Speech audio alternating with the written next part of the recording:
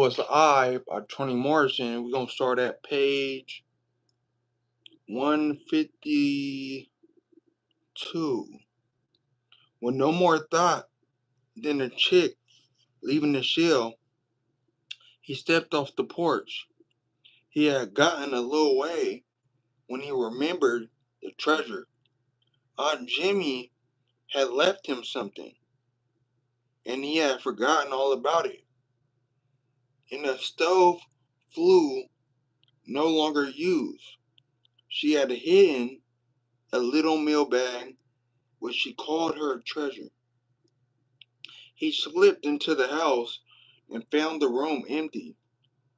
Digging into the flue, he encountered webs and soup, and when the soft bag, he sorted the money, 14 $1 bills, two $1 bills, and lots of silver change, $23 in all.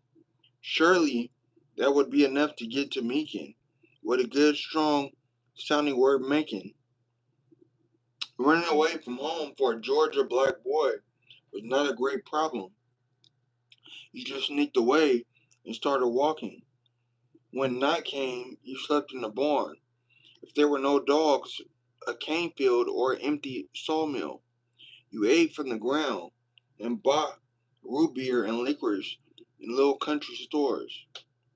There were always an easy tale woe to tell inquiring black adults, and whites didn't care unless they were looking for sport.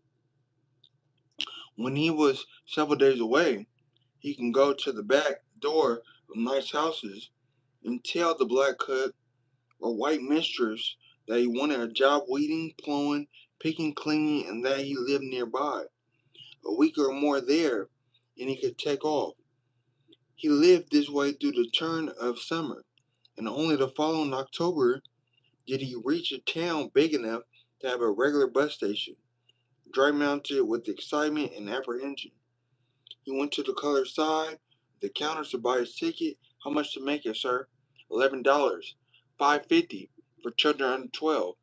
Charlie had $12.04. How old you be? Just on 12, sir. But my mama only gave me $10. You just about the biggest 12 I ever see. Please, sir, I got to get the bacon. My mama's sick. Thought you said your mama gave you $10. That's my play mama. My real mama isn't banking, sir. I reckon I knows a line, Nick, when I see one. But just in case you ain't, just in case one of the mommies is really dying, wants to see her little old smoke before she meets her maker, I'm gonna do it. Charlie heard nothing. The insults were part of the nuances of life, like ice. He was happier than he had ever remembered, being except that time with Blue and at the watermelon.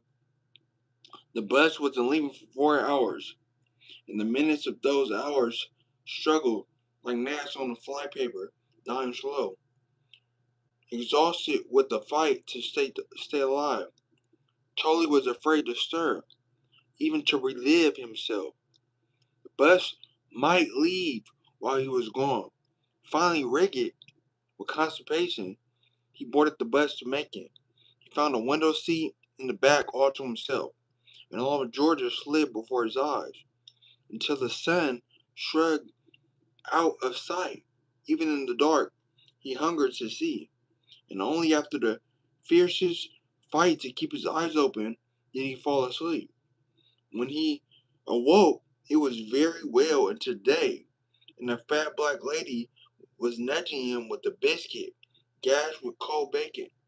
With the taste of bacon still in his teeth, they sealed it into Macon.